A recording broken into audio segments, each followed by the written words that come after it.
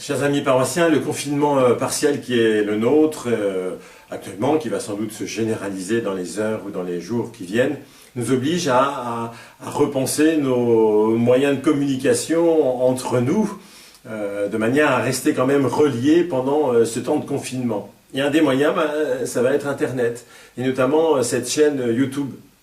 Avec plusieurs paroissiens, chaque jour, nous allons essayer de poster une petite vidéo. Bon, ce sera très divers, ça pourrait être une petite histoire pour les enfants, un temps de prière, des témoignages, une recette Saint-Hildegarde, le mot du curé, etc. Enfin bref, ce sera un moment de rencontre quotidienne pour ceux qui veulent continuer de garder un lien avec les autres frères et sœurs de la paroisse.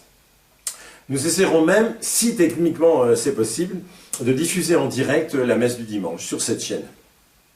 Parce qu'il faut bien le dire quand même que dimanche dernier, nous avons vécu un moment un peu difficile. Pour ceux qui sont habitués de la pratique dominicale, ne pas nous rassembler pour l'Eucharistie, ça a quand même été un coup dur. Il nous est donc demandé de ne plus nous réunir pour prier en commun. Chacun de nous peut avoir son avis personnel sur la pertinence de cette mesure, mais en tout cas, il faut la comprendre pour l'accueillir, et l'accueillir avec tout le sens de la responsabilité qui nous est demandée en tant que citoyens et en tant aussi que chrétiens. D'un point de vue individuel, d'après ce que disent les spécialistes comme le professeur Mathieu Revest à Rennes, le Covid-19 n'est pas forcément d'une gravité extrême. 98% des malades en guérissent. Mais d'un point de vue global, c'est-à-dire qu'on prend la société dans sa globalité, il y a un risque majeur de déstabilisation de tout le pays et même de l'ensemble des pays du monde puisque c'est une pandémie. Du fait de la rapidité exponentielle de la propagation du virus, un très grand nombre de personnes va être touchées par la maladie, notamment les plus fragiles, les personnes âgées, les personnes malades.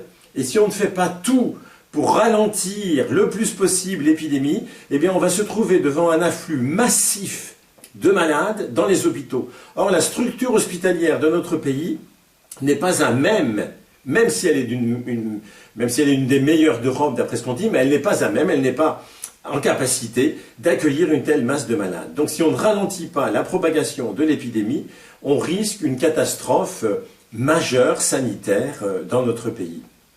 Voilà pourquoi nous, paroissiens, eh bien, nous allons de bon cœur respecter ces mesures qui nous sont demandées, même si elles nous pèsent, même si nous sommes plus ou moins en accord avec elles. Très concrètement, ça veut dire quoi pour la vie de nos paroisses? Ça veut dire d'abord que dans nos églises, il n'y aura plus de prière communautaire jusqu'à nouvel ordre. Aucune messe ne pourra être célébrée dans les églises. Les baptêmes et les mariages seront reportés.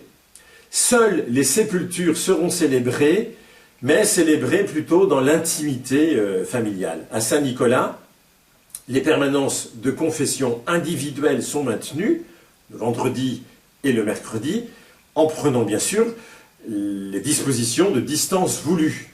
Mais les laudes du matin sont supprimées.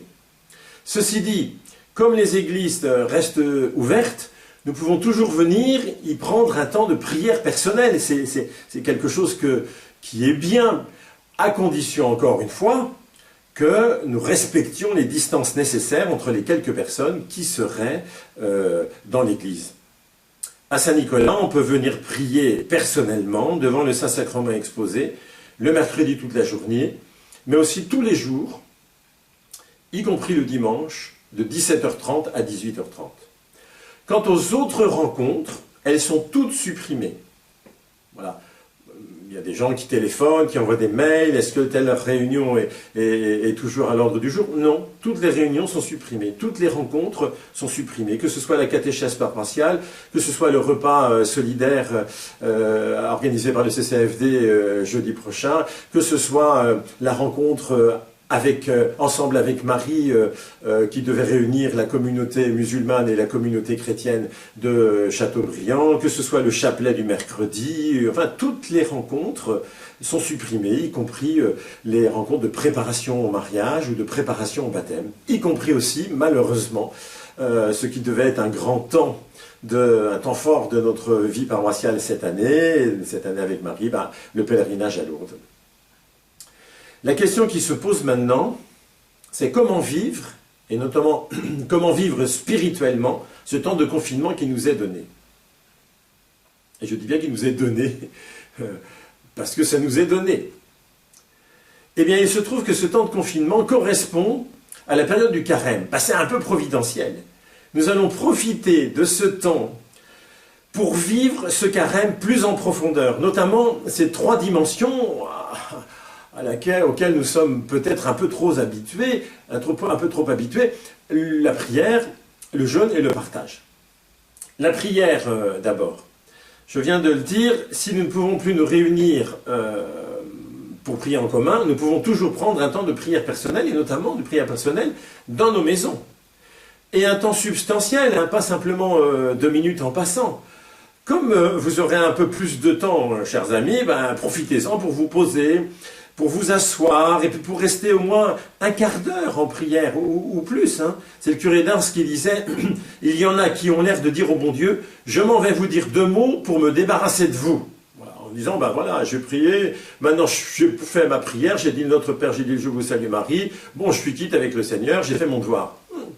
Ça, c'est dire des prières. Est-ce que c'est vraiment prier? Profitons vraiment de ce temps de confinement, un peu pour en vivre comme une sorte de retraite, si nous le pouvons. Voilà. Prenez un temps de cœur à cœur avec le Seigneur. Vous allez pouvoir parler à Dieu comme des fils, des filles parlent à leur père. C'est le curé d'Ars qui disait ceci: l'homme a une belle fonction, celle de prier et d'aimer. Vous priez, vous aimez. Voilà le bonheur de l'homme sur la terre. Voilà. Et il disait, la prière, c'est pas autre chose qu'une union avec Dieu. Dans cette union intime, continuait-il, Dieu et l'âme sont comme 2 morceaux de cire fondus ensemble, on ne peut plus les séparer. Bon, vous allez dire, oui, mais c'est pas exactement ce que je vis. Essayez cette prière qui dure un peu, vous allez voir. Vous allez sûrement en trouver beaucoup de fruits pour votre vie spirituelle. Essayez de profiter de ce confinement pour prier un peu plus longuement, mais n'oubliez pas non plus de prier les uns pour les autres. C'est l'intercession. De prier aussi pour les malades, pour le personnel soignant, pour les autorités politiques qui ont des décisions un peu difficiles à prendre, pour ceux qui vont souffrir des conséquences sans doute importantes, économiques de cette crise. Et aussi pour demander au Seigneur la fin de cette épidémie. À cet effet, le sanctuaire de Lourdes nous propose une neuvaine de prières à Notre-Dame de Lourdes du 17 au 25 mars. Vous en trouverez le texte dans les églises de Saint-Nicolas, de Moidon. Ce texte vous a été aussi envoyé si vous êtes abonné au Souffle par Internet. Voilà. Ce sera une manière de participer à une immense chaîne de prières autour du monde. Deuxième dimension de carême, le jeûne. Cette crise nous fait ressentir assez intensément combien notre humanité est fragile. Un petit virus microscopique, puisqu'un virus c'est une particule microscopique, peut déstabiliser l'équilibre du monde entier. Vous voyez, nous qui nous pensions, j'allais dire, invulnérables avec notre technologie, non. Voilà. J'allais dire, la nature se rappelle à nous. Et le sens du jeûne, c'est cela. C'est ressentir dans mon corps la fragilité de ma vie. Je ne me tiens pas dans l'existence par moi-même. Je suis obligé de me nourrir. Il me faut me nourrir. Ma vie m'est donnée. En ce carême 2020, le jeûne qu'il nous est donné de vivre à nous chrétiens, ce sera un jeûne eucharistique. Voilà. Nous mesurerons ainsi beaucoup plus combien notre humanité ne peut pas subsister sans ce pain de vie éternelle. C'est quand on en manque que finalement on en ressent le besoin. Autrement, on est un peu, j'allais dire, un peu habitué à l'Eucharistie. Là, nous aurons un manque de l'Eucharistie. Et nous le vivrons d'ailleurs aussi en communion avec tous ceux qui, de par le monde, le vivent habituellement, ce manque. Toutes ces communautés chrétiennes qui sont immergées dans des sociétés non chrétiennes et qui n'ont pas forcément la possibilité tous les dimanches d'aller à la messe.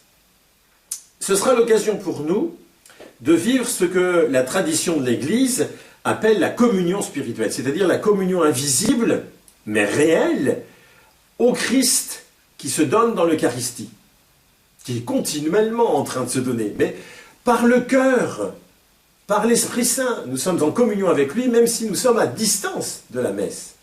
Et puis en communion aussi, par l'Esprit Saint, à tous nos frères à qui nous sommes reliés spirituellement, même s'ils ne sont pas physiquement présents avec nous. Vous voyez, vous trouverez aussi dans les églises de la paroisse, on va tout au moins à Saint-Nicolas et à Moidon, un texte qui a été écrit par Monseigneur Santène pour nous aider à entrer dans cette communion spirituelle. Enfin, dernière dimension, le partage. Cette crise nous révèle encore plus combien nous sommes liés les uns aux autres. Notre destinée est commune, nous sommes embarqués dans ce même bateau, et même c'est un bateau, j'allais dire, à dimension mondiale. Hein.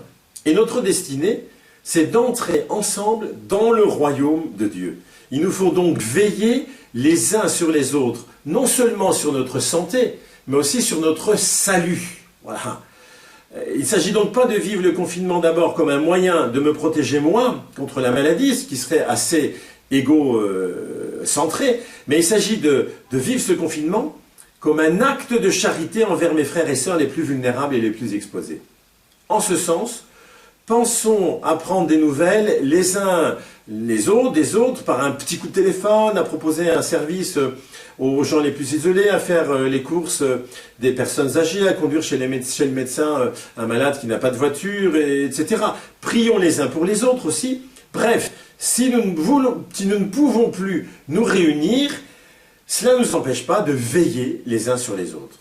Et puis comme dit le prophète Néhémie, pendant ce temps de confinement, que la joie du Seigneur soit notre rempart. Bon confinement, bon carême, et à bientôt sur cette même chaîne.